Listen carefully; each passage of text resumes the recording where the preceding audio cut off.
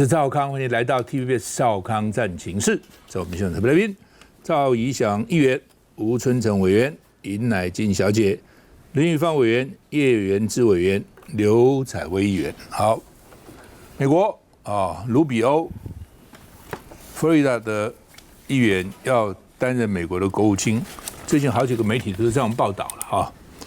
那所以看起来是。另外呢，白宫国安顾问的沃兹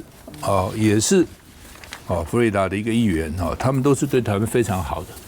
一向是友台的，而且一向是反中的了那么所以呢，这是两个鹰派，而且非常鹰，所以他们认为川普还会继续打台湾牌就用台湾来跟老共来对抗。大陆外交部不谈不谈美国国务卿到底是谁那另外呢，美国这个新的国家顾问叫沃兹呢，他是美国国会老虎小组的成员。什么叫老虎小组？就是我们跟美国买了很多武器到现在可能还有200亿没有交给我们，200亿美金那这个老虎小组他们就组成一个小组的 push 一直这个给政府压力，叫他们快点甚至呢后来还说给台湾一点钱吧，免费援助台湾那另外呢，国防部长很重要就他们现在找的是福斯新闻的主持人，因为福斯新闻是支持川普的，好像川普呢讨厌CNN，但川普喜欢福斯。那这个福斯这个主持人呢，川普说他很强悍、聪明真正美国优先的信仰者那他这个在美国那边也服过役他是 Princeton 大学跟哈佛大学毕业的，你看他的学历很好，当过国民兵那从2014年开始就在福斯担任评论员而且有过著作那另外呢，还有一个也是大家很瞩目的马斯克，川普宣布马斯克企业家拉马斯瓦米领导政府效率，就马斯克曾经跟川普说，你当选以后我要当个官吧，我当怎么也不是一般的官，把你政府改造成有效率的，因为你们多没效率你们发个卫星上去一次就完了，我的卫星还可以来回使用那省多少钱你的 NASA 搞那么多年，搞什么鬼所以呢，马斯克说要整顿政府，能不能整顿不容易啦，到时候就要看，我们看一下。川普政府2.0内阁陆续开讲。川普团队发声明宣布，2大企业家马斯克以及拉马斯瓦米将率领政府新部门效率部。This is not a surprise because this is something that Elon Musk had been talking about when he was out on the campaign trail for Donald Trump in Pennsylvania over the last few weeks. I was at the Madison Square Garden rally where he talked about it as well. 消息一出，马斯克立刻在 X 平台转发川普声明，还发文用3个火焰表情符号写下这个产品绝对会火。All government spending is taxation. Your money is being wasted, and the Department of Government Efficiency is going to fix that. 马斯克先前在造势上就曾提到这个部门，显然是对入阁早有耳闻。而与他共同掌管效率部的拉马斯瓦米，竞选期间曾帮川普站台，还上过节目大谈非法移民。Not a cent of government spending should go to subsidize this, not to sanctuary cities, not to federal aid to people who are in this country illegally. 拉马斯瓦米曾角逐共和党总统提名，还曾告诉媒体会保卫台湾。两人将出任的效率部英文缩写 DOGE。跟马斯克加密货币狗狗币一样，主要工作就是帮政府削减支出。美国总统当选人川普选定的国防部长，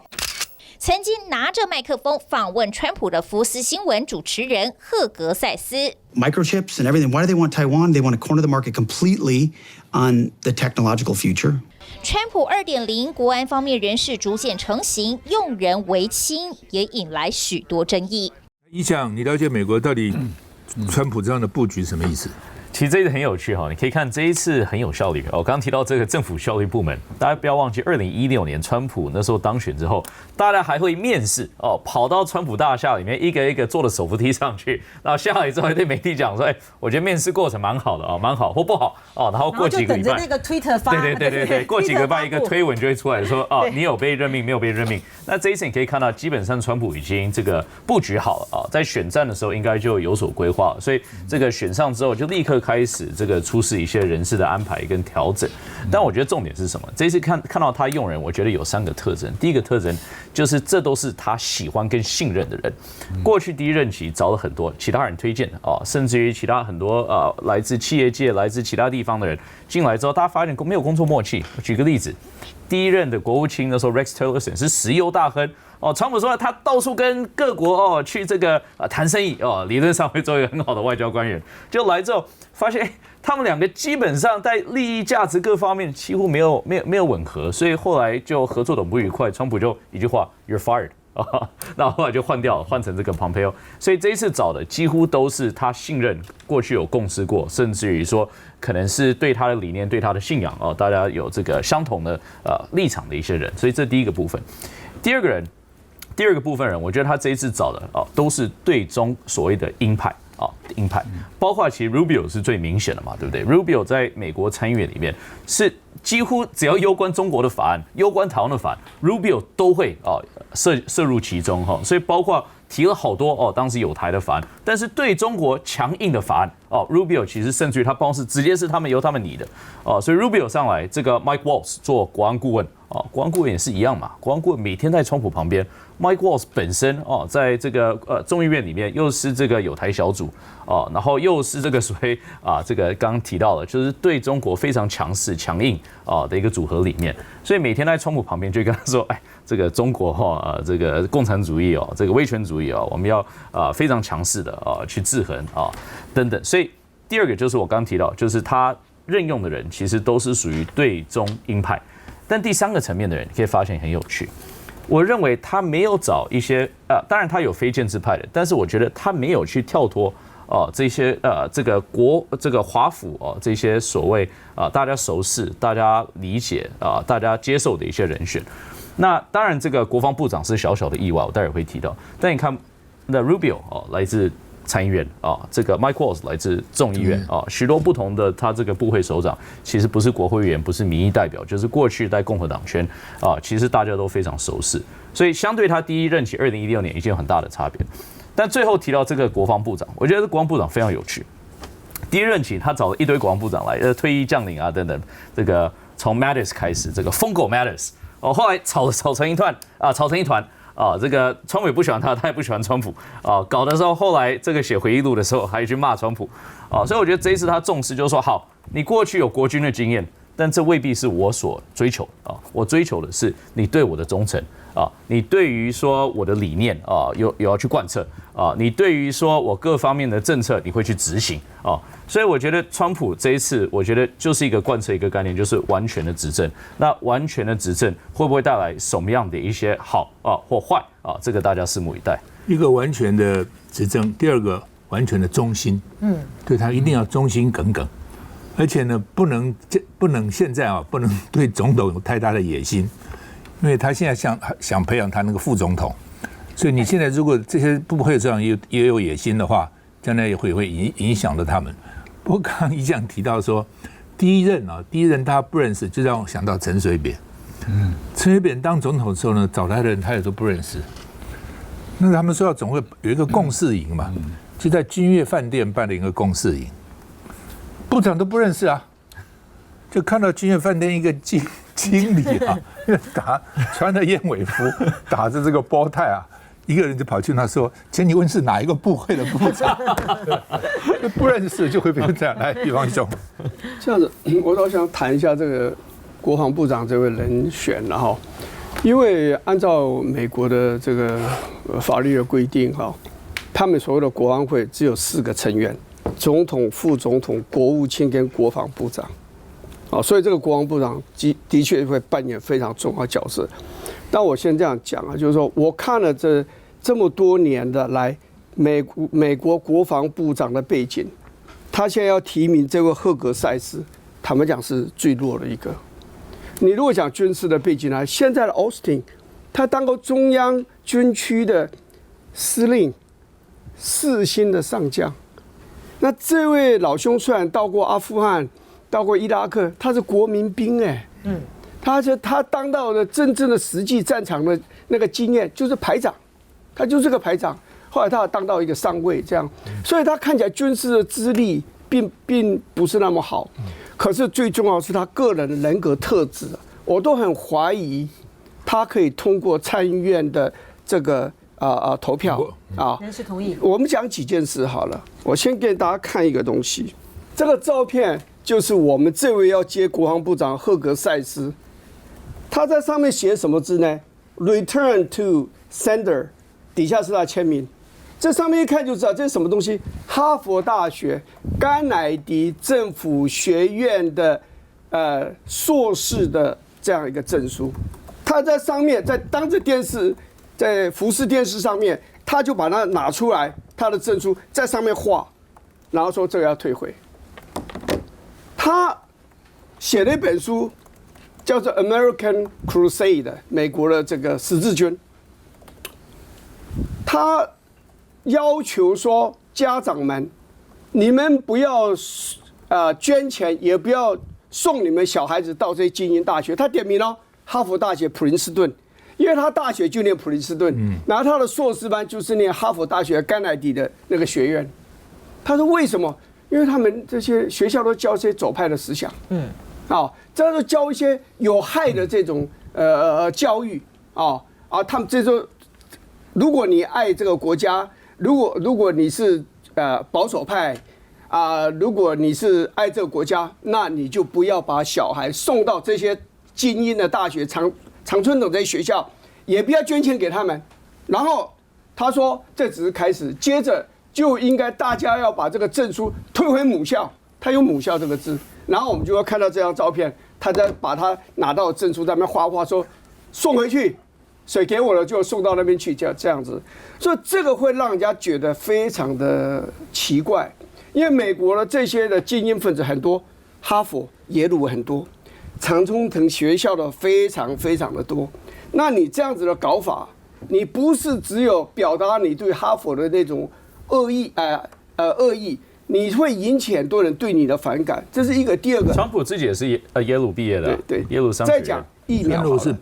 UPenn 的 MBA。对不起，我 Wharton 毕业，对。他讲疫苗好了，他竟然敢说那个 Omicron 就是这个肺炎的后来的变种，COVID-19 的变种叫 Omicron。这是民主党他们搞出来的阴谋，他们培养出来的，因为他们要赢得2022年的期中选举，所以他们就这样干。你这个正常人怎么会说这样的话？这比甘乃迪还可怕。甘乃迪是说这疫苗对身体有害，他现在是讲这是民主党阴谋培养出来的。这个是一个非常奇怪。还有一件事呢，美国有一些军人呢犯了所谓的战争罪，战争罪在美国其实是算是一件非常严重的事，尤其自从越南的美莱村事件之后，他们把一个村子老弱妇孺全部都杀了，还强暴人家妇女，所以这个事情在美国变成一个非常敏感的一个问题，因为伤害美国名誉太大。好，就有几位士兵分别在阿富汗跟伊拉克犯了战争罪，就是杀了人，无缘无故把人给杀了，你知道吗？他就去说服川普，说把他们给赦免，这就真的赦免了。让很多的美国的军中的那些将领们是非常的不满的，以后怎么管军队？尤其美国常常在海外参战，你如果这个也赦免，因为美莱村后来也是得到赦免了，所以这就变成美国的国耻之一啊。那你现在又这样子干，然后你现在要接国防部长，那你怎么办？你的兵以后就出去杀人吗？随便把人家给杀了吗？然后就说国防部长，你看他以前都支持川普赦免啊。另外一个呢，就是说他支持川普说在伊拉克杀了苏雷曼尼嘛，那个革命卫队的那位将军嘛，他说很好，但是呢，你更应该怎么干？就去直接轰炸伊朗的土地，然后人家就说那边有一些的文化的遗址啊、历史的遗迹，他把他们炸了没关系。如果他们有私藏这些炸弹的话，有没有你怎么知道？你就把它先炸了，经济战没有。美国不是这样子，小布希就把伊拉克给亡了吗？然后说哦，因为他有大规模毁灭性的武器，就进去有什么都没有啊。现在一样的，以色列也用这个理由，在这个加萨走廊，在这个贝鲁特一栋大楼摧毁，都是他们因为里面有恐怖分子，因为里面有放有武器。所以你这样看来，我就随便列这4点，在美国被广为讨论的这个人，在美国历史上没有一位国防部长在上任以前就一定有这么多的是是非非。所以他真的是个有争议性的人物，我觉得他要在参议院要过关的可能性大概只有一半。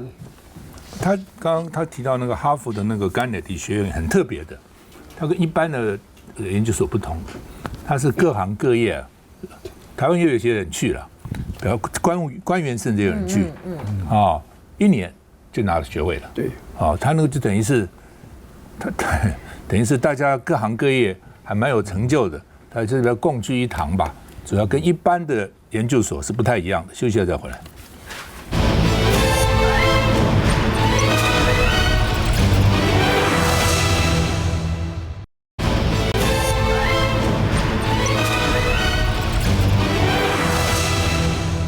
大家很注意马斯克了哈，他有那么多的企业，对不对？他特斯拉就卖得不得了，还有一个 SpaceX 那个火箭往上跑，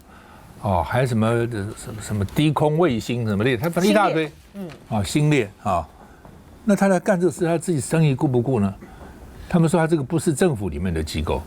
是在政府以外的，等于是顾问。告诉川普，这个要削减，那个要削减，这个应该废掉。那据说川普也认为说，马斯克跟中国关系不错，因为他在上海的厂生产的还不错哈。说呢，也许可以靠马斯克来改善美国跟中国的关系，但是一般认为成效是有限的了哈。那另外呢，川普的中情局长人选叫做雷克里夫，他曾经说，他曾经做过。这个在第一任期的尾声担任国家情报总监，他说中国是2战以来的最大威胁，实际上也是了就是他们其他的威胁都被他们干掉了嘛。英国曾经很厉害，2战以后也被美国干掉了。日本曾经很厉害，也被那个美国干掉了。凡是你只要厉害的，对美国可能有点威胁的，通通还没冒出头都把你干掉。卧榻之旁岂容他人酣睡那另外呢，这个《金融时报》说，台湾命悬一线，这什么意思啊？命悬什么一线？说因为要用4800亿以上向川普输成，表示这个是保护费贡献给你那买什么东西呢？《金融时报》说，这都是外国的报纸。神盾舰、1、2D 的4架先进鹰眼预警机、F-35等等，当然这个都是很先进的武器了那顾立雄说，要符合我们作战需求，我们会提出来了你提出来，美国卖不卖你，或多久卖你是一回事情。F-35就是起码是10年以后才会交机现在都要排队在那边等那张延廷前空军副司令说，就算交了保护费，也不保证说一定安全交保护费你就一定安全吗？一定会被保护吗？国防部说，顾立雄说，我们没有提清单《金融时报》写那些要买什么 F-35啦，什么什么一堆，不是我们的，我们清单都还没提怎么就写出来了呢？好，到底怎么回事？我们看一下。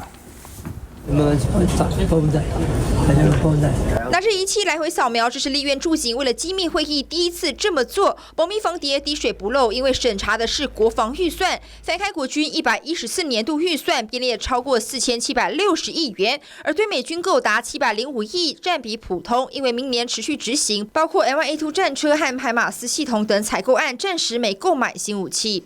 就不对称战力的建构，然后这个强化这个作战韧性，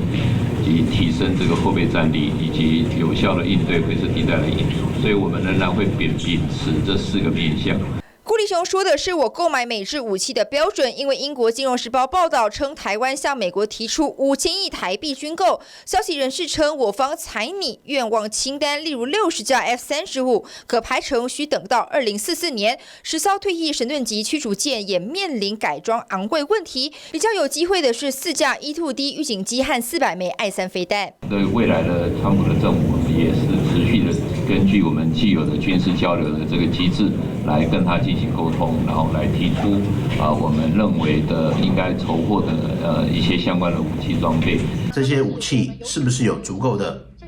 人员、足够的经费、足够的场地，甚至是它是不是可以去立即的去融入我们现在现有的作战系统？我想这一些都需要谨慎去思考的。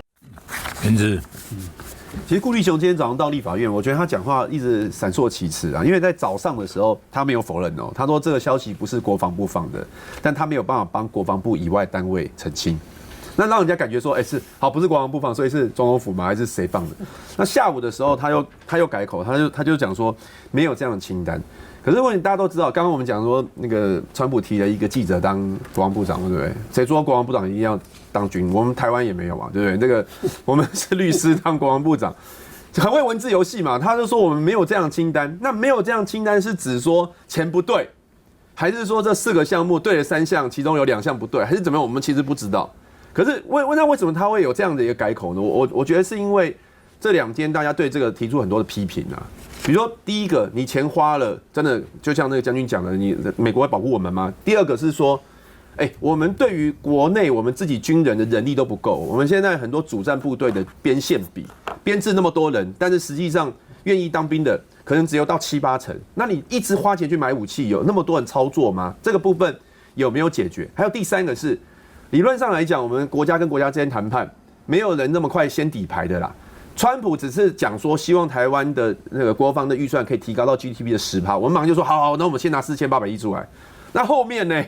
你拿着4800亿，会是他要的吗？他会不会要你买别的呢？就是很少人这么快迫不及待就先底牌，所以很多人在骂了之后又改口。所以我觉得，如果说我们的国防、我们的建军、我们的买武器是这样子杂乱无章的话，大家当然就是会非常非常的紧张。那第二个，我觉得我们也要密切注意啊，因为当然今天媒体都在报嘛，就说川普任命的一些国安人员，不管是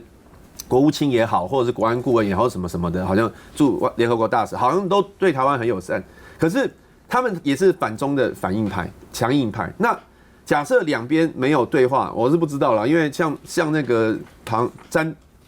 卢比欧就之前被制裁嘛，他就对岸就不跟他沟通。那如果没有沟通的管道的话，那中美之间会不会紧张？紧张会波及到台湾。我觉得这个部分也是我们必要了解，去犄角应应的。卢比欧还被制裁2次了。2次是。曾成兄，那个从上一题在谈那个川普的人事哈，可以看得出来几个特色。一个几乎都是鹰派，第二个都很会演。我们在立法院就讲说，会演是英雄哈，很会演戏才是英雄哈。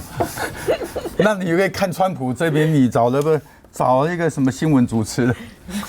这个评论员呐，评论员当这个国防部长哦。因为那你不管川普也是这样出身的，但川普也是本身就这样。然后马斯克你可以看哦，然后呢，你范斯本身副总统都是一个这些人超会演，这些人哦。这些人都是个戏精，而且都戏精，所以你可以看着他们是一个非常精锐的团队，而且都是有利益取向，美国利益，所以这个是一个简单一个概念，看起来就是一个秃鹰集团。所以呢，世界从此没有宁日，所以台湾要很警觉嘛，哈。对台湾来讲是各位在讲的，觉得说台湾是越和平。整个的氛围和平对台湾才有利，但是现在在这个路线，包括可能上次还有倡议，就是说要武装台湾，台湾要提早武装。那我们现在很高兴说美国一定卖我们什么武器，美国要做什么，那美国会保护台湾。我觉得这个的确会逐渐的兑现。那赖清德也比较辛苦啊，蔡英文任内呢，走美国路线，不过那时候对的是拜登。还是比较温和。那赖清德呢？那川普这个狂人然后走的这个路线所以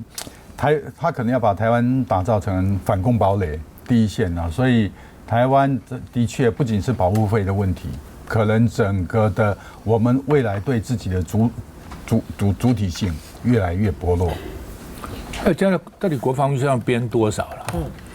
现在我们大概是 GDP 的2.4、2.5%，已经很吃力了，搞6000多亿啊！